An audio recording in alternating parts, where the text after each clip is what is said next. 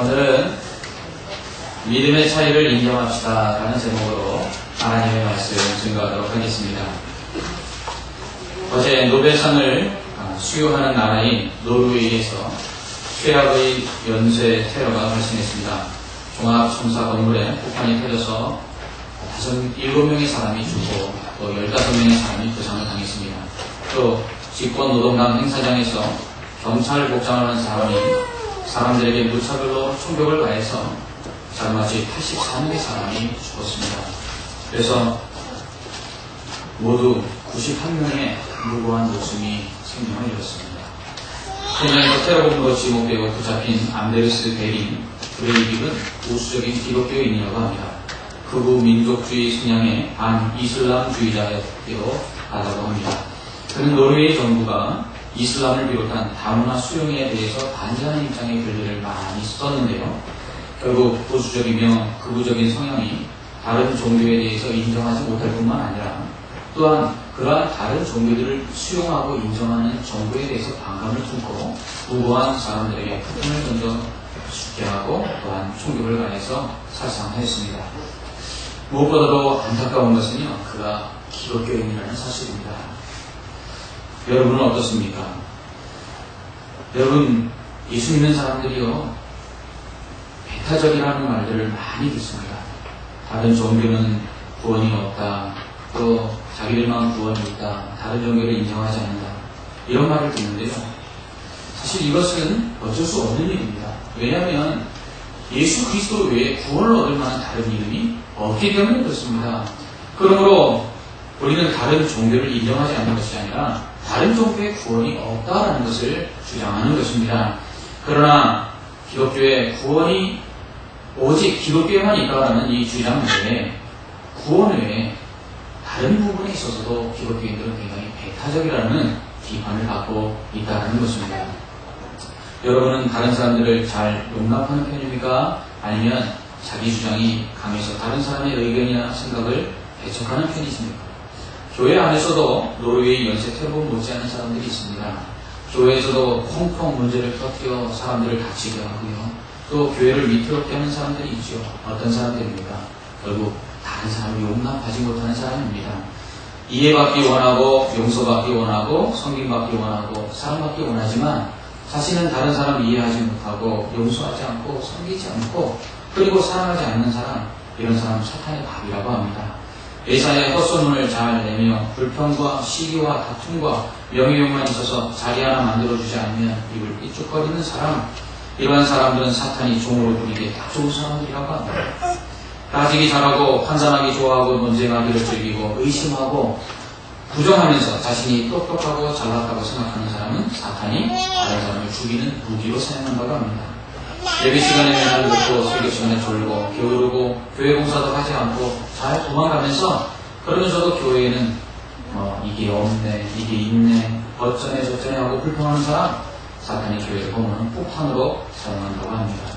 여러분, 신천지 이단이 교회를 허무는데 이용하는 사람들이 이런 사람들입니다. 교회 안에 불만을 가지고 불평을 가지고 기쁨이 없고 감사가 없고 다른 사람을 지적하기 좋아하는 사람, 이런 사람들을 사용해서 결국 그 교회를 무너뜨리는데 이단들이 이용한다고 말합니다. 비평하는 사람, 또 용납하지 못하는 사람, 결국 교회를 무너뜨리기 쉬운 사람들이라는 것이죠. 초대교회 안에서도 이렇게 서로를 용납하지 못하고 서로를 비판하는 문제들이 있었습니다. 바울은 오늘 14장에서 로마 교회 안에 있었던 갈등을 이야기하는데요. 그것은 바로 믿음의 차이로 인해서 서로가 서로를 용납하지 못하고 비판하는 문제였습니다. 바울은 교회 안에 믿음이 있는 사람도 있고 믿음이 연약한 사람도 있다고 말합니다. 모든 사람의 믿음이 다 같을 수는 없죠. 바울은 그리스도의 장성한 분량에 이르도록 믿음이 자라가야 한다고 말합니다. 믿음은 자라가야 됩니다. 믿음은 성장해야 합니다. 그렇다면 어린아이같이 성장하지 못한 믿음도 교회 안에 있을 수 있고요. 어른처럼 성장한 성숙한 믿음도 교회 안에 있을 수 있습니다. 그렇다면 이 두 믿음이 어떻게 해야 될까요? 두 믿음이 결국은 하나가 돼야 되죠. 구원받은 데는 어린아이 같은 믿음이나 어른의 믿음이나 문제가 되지 않아요. 구원은 어린아이같이 믿어도 구원받고요. 성숙한 믿음을 가지고 있어도 구원받아요. 문제는 교회 안에서 하나님이 주신 일을 감당하는 데 있어서는 믿음의 분량에 따라 차이가 있다는 것입니다. 여러분, 어린아이가 일을 많이 합니까? 어른이 일을 많이 합니까? 당연히 어른이 일을 많이 하죠. 그처럼 믿음이 자라나야만 하나님의 일을 더 많이 감당할 수가 있어요. 어린아이 같은 믿음이면 결국 다른 사람에게 짐이 되고 부담이 될 수 있다는 것이죠. 그러므로 믿음은 자라나야 합니다. 하지만 어린아이 같은 믿음을 가진 사람이라고 해서 성숙한 어른의 믿음을 가진 사람이 손가락질하고 비판해서는 안 된다는 것이죠. 여러분, 어린아이가 제대로 못 걷는다고 어른이 비웃습니까? 어린이가 일 좀 못한다고 어른이 야 너는 왜 그거밖에 못해? 하고 비판합니까? 아니죠. 어떻게 합니까? 잘 걷지 못하면 어른은 손잡아주고요. 그리고 일 잘 못하는 어린이 보면 어른은 어떻게 합니까? 도와주지요. 그게 어른입니다. 그렇습니다. 성숙한 믿음이라는 것은 무엇입니까? 어린아이와 같은 믿음을 도와주는 믿음, 이것이 성숙한 믿음이라는 것입니다. 그러므로 우리의 믿음이 성숙해져서 다른 사람을 비판하고 또 못한다고 없이 여기는 것이 아니라 오히려 그 사람들을 도와주고 붙잡아 줘야 되는 그런 믿음이 되어야 될 줄 믿습니다. 그러나 로마교회는 그러지 못했어요. 믿음이 연약한 자들 중에는 고기를 먹지 못하고 채소만 먹는 자들이 있었습니다. 아니, 믿음과 고기를 먹는 것이 무슨 상관이 있다고 고기를 못 먹는 것이 믿음의 문제라는 것이죠.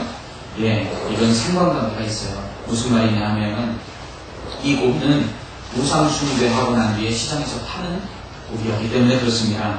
당시 시장에서 판매되는 고기는 우상 앞에 제물로 드려진 후에 시장에서 유통이 되었어요.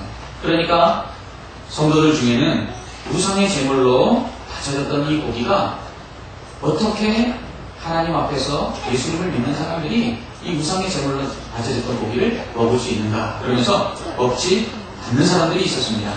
바울 역시 고린도전서 10장에서 이방인들이 우상 앞에 제사하는 것은 귀신에게 하는 것이라고 말합니다. 그러면서 제사하는 것과 귀신과 교제하는 것을 같게 봅니다. 나아가서 성찬에 참여하여 그리스도의 잔을 마시는 성도들이 어떻게 귀신의 잔을 함께 마실 수 있느냐 그러면서 성찬 예식에 참여하는 성도들이 우상 앞에 드려졌던 이 고기를 먹는 것을 귀신의 식탁에 앉아서 먹고 마시는 것이다. 그러면서 성찬과 그리고 우상의 제물로 드려졌던 고기를 함께 먹지 말 것을 권면하고 있습니다. 이처럼 성도들 중에는 초대교회 성도들처럼 제사음식 안 드시는 분들이 계십니다. 믿지 않는 사람들이 예수 믿지 못하는 이유로 제일 첫 번째로 꼽는 게 무엇이죠? 제사 문제죠. 기독교는 제사를 드리지 못하도록 합니다. 제사는 죽은 조상의 귀신을 섬기는 것이기 때문에 그렇죠. 그러나 죽은 사람의 영혼은 죽은 후에 바로 천국과 지옥에 갑니다. 그렇기 때문에 죽은 사람의 영혼이 귀신이 되는 것이 아니라는 것입니다. 그렇다면 귀신은 무엇입니까? 귀신은 사탄의 부하입니다. 귀신은 하나님께서 창조하신 영적 피조물 중에 타락한 존재입니다. 여러분, 사탄이 마귀가 누구입니까? 타락한 천사장입니다. 하나님께서도 천사를 만드셨는데 그 중에서 천사장이 타락해서 사탄이 되고 마귀가 된 것입니다. 귀신은 이러한 마귀의 부하로서 타락한 영적 존재들입니다. 하나님께서 눈에 보이는 이 사람과 피조 세계만 만든 것이 아니라 눈에 보이지 않는 영적 존재들도 하나님 만드셨는데 이 영적 존재들 중에 죄를 짓고 타락한 존재가 귀신이 되는 것이죠. 그러면 이 귀신이 별명이 있는데 그것은 속이는 영이에요. 그러니까 귀신이 죽은 조상처럼 속여서 사람들을 두렵게 하고 귀신을 잘 섬기면 죽은 조상을 잘 섬기는 것이라고 속이는 것입니다.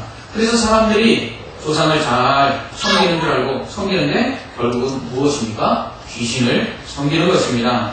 그래서 이 귀신 앞에 드려졌던 이 우상의 제물이니까 이 제사 음식 먹으면 안 된다. 그래서 성도들 중에 먹지 않는 분들이 계시지요. 그러나 반대로 이 제사 음식 드시는 분들도 있습니다. 초대교회도 그랬어요. 초대교회 성도들 중에 시장에서 파는 그 고기, 우상의 제물로 바쳐졌던 고기를 먹는 사람들이 있었어요. 그 사람들의 주장은 이렇습니다. 야, 하나님 외에 다른 신이 있어? 하나님만이 진짜 신이잖아. 우상은 다 가짜잖아. 그거는 없는 거잖아. 그런데 거기다가 제물로 드려진 것? 그 제물로 드려졌던 고기? 그거 아무것도 아니야. 그러니까 먹어도 돼. 나는 내가 그것을 먹을 수 있다고 믿어. 그래서 그것을 먹는 사람들이 있었습니다. 여러분, 어떻게 생각하십니까? 누가 오를까요? 우상의 고기를 먹는 사람들이 오를까요? 아니면 먹지 않는 사람들이 오를까요? 문제는 이것뿐만이 아니었습니다. 여러분, 일주일 중에 어떤 날이 가장 중요한 날입니까? 주일입니까? 그러면 다른 날은 안 중요합니까? 다른 날은 중요한데 그날만 주일날만이 특별히 중요한 겁니까? 초대교회에도 이런 사람들이 있었어요. 초대교회에도 일주일 중에 주일이 제일 중요한 날이야. 예수님 부활하신 날이잖아. 안식일과 같이 거룩하게 지켜야 되는 날이잖아 하고 이 주일을 중요하게 여기는 사람들이 있었어요. 그리고 또한 유월절과 초실절과 수장절과 같이 절기에 이 지켜야 되는 날들이 다른 날들보다 중요하다고 여기는 사람들이 있었어요. 그런데 어떤 사람들은 이렇게 이야기했어요. 야, 365일 중요하지 않은 날이 어디 있어? 다 하나님께서 기뻐하시는 삶을 살아야 되는 중요한 날들이잖아. 그러니까 주일만이 아니라 모든 날이 주일처럼 다 중요한 날이야. 이렇게 말하는 사람들이 있었습니다. 여러분, 무엇이 옳습니까?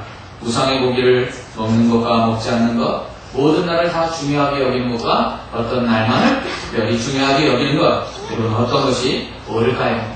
바울은 다 옳다고 이야기합니다. 바울은 우상의 고기를 먹거나 먹지 않거나 모든 날을 중시하거나 특정한 날을 중시하는 것, 이거 다 믿음의 문제라고 말합니다. 자신의 믿음상 우상의 고기를 먹는 것이 괜찮은 사람은 먹으라는 것입니다. 자신의 믿음 때문에 우상의 고기를 먹는 것이 꺼려지는 사람은 먹지 말라는 것입니다. 모든 날보다 주일이나 특정한 날을 더 중요하다고 믿는다면 그대로 지키라는 것입니다. 왜입니까? 그것은 자신의 믿음의 정도요, 또한 믿음의 분량의 차이요, 또한 믿음의 성숙의 차이라고 말하고 있습니다. 여러분, 어렸을 때 초등학교 운동장 어땠습니까? 정말 넓었지요.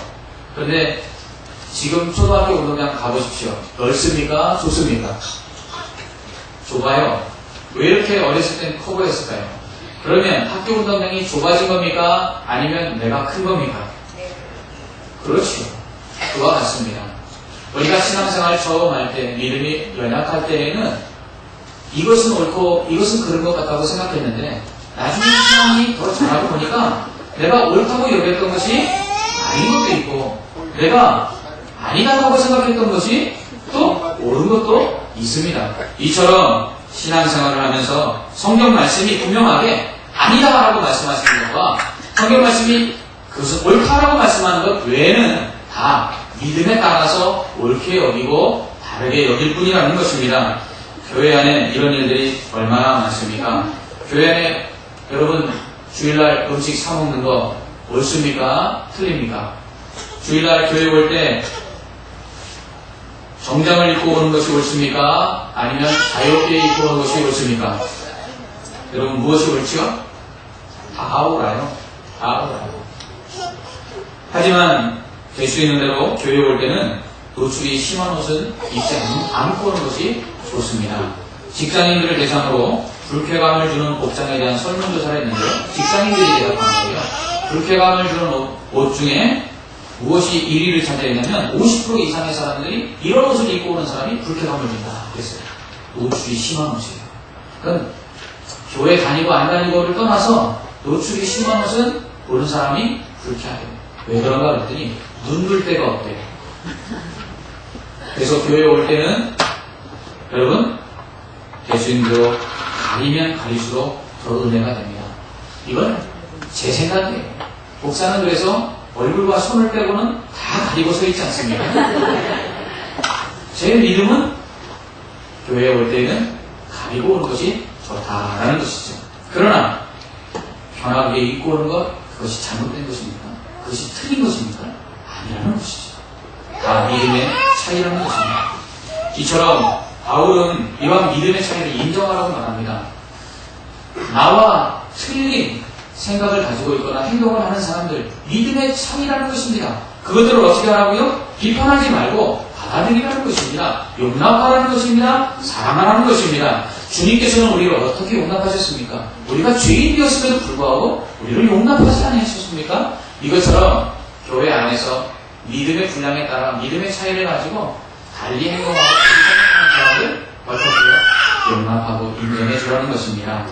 두 번째로 또한 우상의 고기를 먹는 자도 주님을 기쁘시게 하기 위해서 먹지 않고 우상의 고기를 먹는 자도 주님을 기쁘시게 하기 위해서 먹는다고 말하고 있습니다. 그런 이유로 어떤 우상의 고기를 먹든지 먹지 않든지 그 사람은 다 주님 때문에 그렇게 한다는 것이죠. 나를 중히 여기는 사람, 또 모든 나를 중히 여기는 사람, 이 사람도 다 주님께서 기뻐하시기 때문에 그렇게 한다는 것이에요. 그러므로 우리 교회 안에서 나와 신앙의 차이가 있어서 다르게 행동하는 사람들이 있어요. 그 사람들이 볼 때에 뭐라고 생각하시면 됩니까? 아, 저 사람은 저 모습으로 하나님을 기쁘시게 하는구나. 아, 나는 내 모습으로 하나님을 기쁘시게 해야지 하고 받아들이고 용납하라는 것입니다. 또한 세 번째로 바울은 서로 비판하지 말고 업신여기지 말아야 될 이유를 우리가 결국 다 하나님의 심판대 앞에 서기 때문이라고 말합니다. 여러분, 제가 옳다고 생각하는 행동들 결국은 누구 앞에서 나중에 판단받을까요? 하나님 앞에서 판단받습니다. 또한 내가 틀리다고 생각하는 성도들 결국 나중에 누구 앞에 서게 됩니까? 하나님 앞에 서게 되지요. 그런데 생각해 보십시오. 내가 틀리다라고 지적했던 그 사람이 하나님 앞에 서서 하나님이 그 사람이 옳다고 해보십시오. 그럼 누가 틀리는 게 됩니까? 내가 틀리는 게 됩니다. 그러니까 지금 이 땅에서 신앙생활 할 때 내가 하나님이 아니란 말이에요. 그러니까 내가 옳다고 생각하는 대로 행동하지 않는 사람들 다 틀렸다고 말하면 결국은 뭐예요? 나만 옳은 사람, 나만 하나님 앞에서 정직한 사람 되는 것이거든요. 그렇지 않아요. 하나님께서 나중에 판단하실 때 옳다, 그르다 판단하실 것을 우리가 생각한다면 우리는 이 땅에서 용납하고 받아들이면 되는 것입니다. 하지만 문제는 고기를 먹는 사람과 고기를 먹지 않는 사람이 식탁에 함께 앉아있을 때입니다. 이런 경우죠. 우상의 고기를 먹을 수 있다는 믿음을 가진 사람이 우상의 고기를 먹지 않아야 된다는 사람을 집으로 초대해서 식사를 대접했어요. 그런데 그 식탁에는 당연히 무엇이 놓여있겠습니까? 고기가 놓여있겠죠. 자기는 고기를 먹어도 괜찮다고 믿으니까요. 그러면 이럴 때 우상의 고기를 먹으면 안 된다는 믿음을 가지고 있는 사람은 이 고기 먹으면 될까요? 안 될까요? 안 됩니다. 왜냐하면 바울은 23절에서 뭐라고 이야기하냐면 의심하고 먹는 자는 정죄되었나니 이는 믿음을 따라 하지 아니하였기 때문이라. 믿음을 따라 하지 아니하는 것은 다 죄니라. 아멘. 그렇습니다. 여러분, 자기가 옳다고 생각하는 것을 행하지 않는 것이 죄입니다. 그러니까 성경 말씀이 이것은 죄고 이것은 죄가 아니다라고 말씀하시는데 왜? 내가 믿음에 따라서 이것은 내가 행동하면 이것은 죄가 되고 이것은 행동하면 내가 잘못됐다고 판단하는 그것들을 내가 행할 때에는 성경이 죄라고 말씀하지 않아도 자기 스스로에게 죄가 된다고 말하는 것입니다. 그러므로 우상의 고기를 먹으면 안 된다고 생각하는 사람은 우상의 고기가 놓여져 있는 자리에서 그 고기를 먹으면 스스로에게 죄가 되는 것입니다. 그래서 먹으면 안 되는 것이죠. 그러나 바울은 고기를 먹고 안 먹고의 문제보다 고기를 먹을 수 없는 믿음이 연약한 사람 앞에 고기를 내놓은 사람이 문제라고 이야기합니다. 믿음이 연약해서 고기를 먹을 수 없는 사람을 초대했다면 고기를 내놓지 말아야 하는 것입니다. 13절에서 바울은 이렇게 말합니다. 그런즉 우리가 다시는 서로 비판하지 말고 도리어 부딪힐 것이나 거칠 것을 형제 앞에 두지 아니하도록 주의하라. 이렇게 말씀합니다. 여러분, 어린아이들 걸음마 배울 때에 부모들이 어떻게 하지요? 아이가 넘어질까봐 손 붙잡아주지요. 그래서 넘어지지 않도록 도와줍니다. 뿐만 아니라 그 아이가 걸려서 넘어질 만한 것이 있으면 미리 어떻게 합니까? 쉬어버리죠. 그것이 어른입니다. 믿음이 성숙한 사람은 나와 다른 사람에 대해서 틀리다고 비판하는 것이 아니라 그 사람이 나와 다르기 때문에 그 사람이 행동하는 데 있어서 혹시나 그 사람이 생각하는 것에 죄라고 여기는 것들을 행할 만한 일들을 어떻게 해요? 미리 치워주는 사람이라는 것입니다. 그러므로 믿음이 성숙한 사람은 믿음의 차이를 인정할 뿐만 아니라 연약한 믿음을 보호하고 감싸주는 믿음이 성숙한 믿음입니다. 바울은 모든 것을 먹을 수 있으나 나는 먹지 않겠다 그렇게 말하고 있습니다. 왜입니까? 믿음이 연약한 사람을 위해서 그러는 것이죠. 그러므로 우리는 믿음이 성숙했다, 믿음이 올바르다, 그리고 믿음이 다른 사람들보다 더 크다, 강하다 하는 사람들의 특징을 보면 무엇입니까? 지적합니다. 왜 그것밖에 못하냐? 이렇게 하면 된다. 그러나 진짜 어른은 어떻게 하죠? 지적하고 비판하는 것이 아니라 그 사람이 성장할 수 있도록 도와주는 사람. 이것이 진짜 어른이고 성숙한 믿음이라는 것입니다. 바울은 이것이 바로 하나님 나라라고 말합니다. 그는 17절에서 하나님의 나라는 먹는 것과 마시는 것이 아니요 오직 성령 안에 있는 의와 평강과 희락이라고 말씀합니다. 여러분, 이 말은 그것이에요. 하나님의 나라는 무엇을 먹고 무엇을 먹지 못한다라는 것 때문에 서로 옳다 그르다 싸우는 나라가 아니라 서로 믿음의 차이에 따라서 먹을 수도 있고 먹을 수 없는 것에 대해서 서로 먹을 수 없는 사람은 먹는 사람이 용납해주고 먹지 못하는 사람은 먹는 사람을 인정해주고 이것이 바로 하나님 나라라는 것이에요. 그래야 서로 화평하고 하나가 될 수 있다는 것이죠. 여러분, 교회가 그렇습니다. 교회 안에 믿음의 차이에 따라서 다양한 생각들과 행동들의 기준을 가지고 사는 사람들이 있습니다. 그러한 사람들은 다 내 눈으로 보고 내 기준으로 보면 못마땅하고 판단하고 비판할 만하죠. 그러나 진정한 믿음의 사람은 어떻게 하는 사람입니까? 그 다름을 인정하고 믿음이 연약하여서 할 수 없는 사람들을 어떻게 해요? 용납하는 것이죠. 여러분, 왜 안드레스 베링 브레이빅이 91명의 사람들을 죽였습니까? 그것은 나만 옳고 다른 사람 다 틀렸다고 생각했기 때문입니다. 그가 하나님입니까? 아닙니다. 그럼에도 불구하고 그는 자신이 하나님처럼 옳다고 여겼습니다. 여러분, 교회 안에서도 이런 사람들이 있습니다. 교회 안에서도 자기만 옳고 다른 사람 다 틀린다는 것입니다. 자기는 믿음이 크고 다른 사람은 믿음이 작다고 생각하는 사람들이 있습니다. 그런 사람들 큰 믿음 아니죠. 진짜 큰 믿음은 어떤 믿음입니까? 믿음이 작은 사람들을 오히려 인정해주고 그 사람들을 붙들어주고 그 사람들을 세워주는 사람, 그 사람이 진짜 큰 믿음이라는 것입니다. 그러므로 믿음은요, 큰 믿음은 믿음이 연약한 자를 넘어뜨리는 믿음이 아니라 넘어진 믿음을 일으켜 세워주는 믿음이 바로 큰 믿음이라는 것입니다. 어떤 사람은 주일에 음식을 사먹는 것이 자신의 믿음상 아무 문제가 안 되는 사람이 있어요. 그러나 주일에 음식을 사먹는 것이 문제가 되는 사람이 있어요. 신앙상, 신앙 양심상 그렇게 할 수 없는 사람도 있어요. 그런데 주일에 부득이하게 식사할 일이 생겼습니다. 어떻게 해야 될까요? 주일에 사먹는 것이 신앙 양심상 옳지 않다고 생각하는 사람은 사먹으면 안 됩니다. 그거 먹으면 스스로를 정죄하는 것입니다. 자기가 죄라고 생각하는 것을 행함으로 스스로에게 죄가 되는 것입니다. 그렇다면 먹어도 된다는 사람들은 어떻게 해야 될까요? 신앙 양심상 주일에 음식 사먹으면 안 된다는 사람이 있으면 식사 자리를 주일에 안 만드는 것이 그 사람이 옳은 것입니다. 이것이 믿음이라는 것입니다. 그러므로 믿음의 사람은 이처럼 서로가 먹을 수 있니 먹을 수 없니 때문에 싸우는 사람이 아니라 서로가 용납하고 서로가 사랑하고 화목하는 사람이라는 것이죠. 제가 부목사도 있을 때 매년마다 교회에서 새생명 축제를 했습니다. 해마다 제가 해신자로 품은 분이 계신데 그분은 교회 앞에서 식당을 하시는 여사장님이셨어요. 새생명 축제 때마다 제가 사장님 이번에는 꼭 오셔야죠 하고 전도를 하면 사장님이 꼭 이렇게 말씀하셨어요. 목사님, 주일에 그 교회 성도들이 얼마나 많이 오는지 제가 자리를 비울 수가 없어요. 새생명 축제 때는요, 정신이 없을 정도로 성도들이 많이 옵니다. 그래서 제가 교회를 나갈 수가 없어요. 이렇게 이야기합니다. 여러분, 내가 주일에 음식 사먹는 거 믿음상, 신앙 양심상 아무 문제가 안 될 수 있습니다. 그러나 나의 그 자유함이 다른 사람이 예수 믿는 것을 방해한다면 나는 과감히 그 자유를 포기하고 주일날 안 사먹는 것이 진정한 믿음이라는 것입니다. 그렇습니다. 우리의 믿음은 그러므로 우리의 것이 아니라는 것입니다.